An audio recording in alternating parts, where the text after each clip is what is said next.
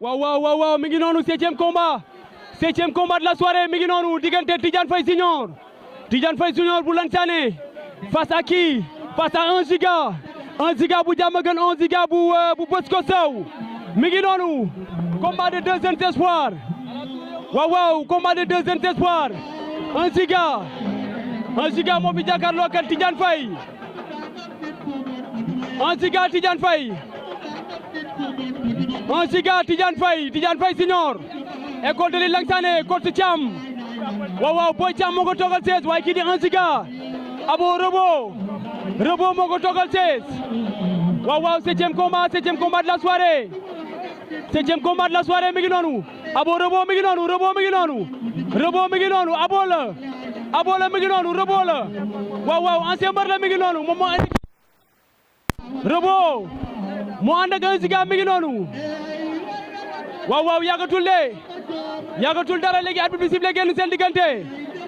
Tidiane Faye Junior mi ngi jóge école de Lansane la jóge Tidiane Faye Junior mi ngi noonu waaw 1 Giga arbitre bi sifflé na génn seen diggante 1 Giga Tidiane Faye Junior waaw 1 Giga Tidiane Faye Junior attention roofoon nañu Tidiane Faye mi ngi dugal ay coup 1 Giga Tidiane Faye Junior 1 Giga Tidiane Faye bu Lansane 1 Giga bu Bosco Sow combat bi dem na voilà le combat des deux jeunes phénomènes qui oppose Tidiane Faye Junior de l'école de Lansane à qui 1 Giga de l'école de Bosco Sow, un combat qui promet âprement, un combat qui a polarisé tous les attention Tidiane Faye Junior face à 1 Giga aujourd'hui dimanche 6 mars 2022, on est au stade de Iba Mar Diop. Le promoteur, Petit Ibou Sène à la tête de la structure Petit Production est passé par là. Tidiane Faye Junior face à 1 Giga, Tidiane Faye Junior. Le combat promet des étincelles. Un combat. Waaw, attention, ñu ngi bëre Tidiane Faye 1 Giga. Ñu ngi bëre 1 Giga Tidiane Faye sama gars yi ñu ngi bëre Tidiane Faye 1 Giga. Tidiane Faye numéro 2 Tidiane Faye Junior 1 Giga ñu ngi bëre waaw arbitre bi arrêté le combat bi arbitre bi arrêté le combat bi 1 Giga mi ngi noonu moom ngeen di seen noonu lu waral arbitre bi arrêté combat bi waaw protestant bi moo wadd 1 Giga la mi ngi noonu protestant bi moo wadd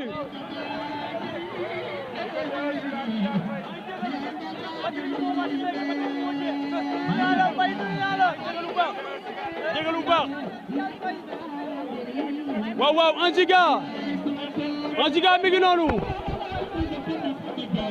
waaw coach Thiam mi ngi wax ak poulain wam Tidiane Faye Junior Tidiane Faye jël na avertissement waaw jël na avertissement 1 Giga jël na avertissement Tidiane Faye mi ngi dox ci kawam Tidiane Faye Junior bu école de Lansane nee naa leen coach Boy Thiam mu ànd ak moom moo ko andi waaye kii di 1 Giga coach Abo Rebo moom moo ko andi attention Tidiane Faye mi ngi dugal ay coup attention Tidiane Faye mi ngi dugal ay coup 1 Giga roofoon na ak moom roofoon nañu attention 1 Giga da koo bëgg a bët attention caxabal ba Tidiane Faye Junior caxabal ba ñu ngi bëre Tidiane Faye dafa mën a bëre sama gars yi Tidiane Faye Junior dafa mën a bëre Tidiane Faye Junior waaye kenn du 1 Giga le phénomène de Diamaguène mi ngi noonu 1 Giga Tidiane Faye Junior école de Lansane 1 Giga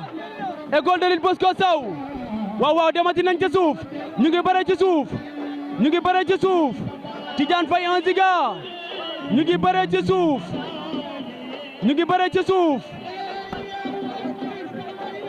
Tidiane Faye 1 Giga attention 1 Giga Tidiane Faye 1 Giga Tidiane Faye 1 Giga attention 1 Giga Tidiane Faye Junior 1 Giga combat bi metti na sama gars yi le combat continue Le combat se poursuit entre les deux jeunes espoirs. Tidiane Faye Junior, pensionnaire de l'école de Langsane, et 2 Giga, pensionnaire de l'école de Bosco Sow. Le combat a tenu toutes ses promesses. Le combat a tenu toutes ses promesses. Ils ont produit de la lutte pure. Ils se sont bagarrés, ils se sont donné des coups et ils continuent. Ils continuent de fournir des efforts. Il continue de fournir des efforts. Qui de Tidiane Faye 2 et de 1 Giga finira par obtenir gain de cause. Attention, attention, 1 Giga, attention, Tidiane Faye Junior, attention, dem nañ ci suuf, attention, wane ko ndomba, Tidiane Faye Junior, Tidiane Faye Junior, daan na 1 Giga, Tidiane Faye Junior daan na ko, Tidiane Faye Junior daan na ko, daan na 1 Giga, Tidiane Faye Junior daan na ko, Tidiane Faye Junior daan na ko, Tidiane Faye Junior daan na 1 Giga, daan na ko jël bu rëy, jël bu leer, jël bu amul benn werante, Tidiane Faye daan na ko. jëlal waa école de Langsane, bébé Papal maa ngi koy gis, maa ngi gis Gabar Singh numéro 2, maa ngi seen coach Thiam, maa ngi seen waaw bébé Balla maa ngi koy seen, maa ngi seen bébé Balla ndeysaan ñëw nañ jël si kii di Tidiane Faye Junior, waaw ñàkk na, daanu na ndeysaan, daanu na 1 Giga, daanu na 1 Giga, daanu na 1 Giga, daanu na. Mbay xanaa dem na jëli ko, Mbay xanaa dem na jëli rakam, Abo dem na jëli rakam, Biram Farouche, Biram daanu na ndeysaan, Biram Farouche mi ngi noonu nanguwul ndeysaan, sëgg na sëngeem na, am na lu ko metti, Biram Farouche am na lu ko metti, mi ngi noonu. Ana Aliou Silla, Boy Silla ana Boy Silla, Aliou Silla, waaw moom lay seen nale ndeysaan. 1 Giga daanu na, 1 Giga daanu na, mbër daanu na, ndaanaan daanu na, ndaanaan daanu na sama gaay yi. 1 Giga daanu na, 1 Giga daanu na, 1 Giga daanu na. Tidiane Faye Junior daan na ko, Tidiane Faye Junior daan na 1 Giga, jël bu rëy, jël bu leer, jël bu amul benn werante. Bëre nañu combat bu metti, waaye Tidiane Faye Junior daan na ko, Tidiane Faye Junior daan na ko, Tidiane Faye Junior bu école de Langsane daan na 1 Giga, jël bu rëy, jël bu leer, jël bu amul benn werante. Looloo nekkoon 6e combat, 7e combat de la soirée sama gars yi. Tey le dimanche, tey le dimanche 6 mars 2022 ñoo ngi au stade Iba Mar Diop. Le promoteur Ibou Sène à la tête de la structure Petit Production moom moo organisé. Tidiane Faye Junior école de Langsane daan na 1 Giga bu école de Bosco Sow.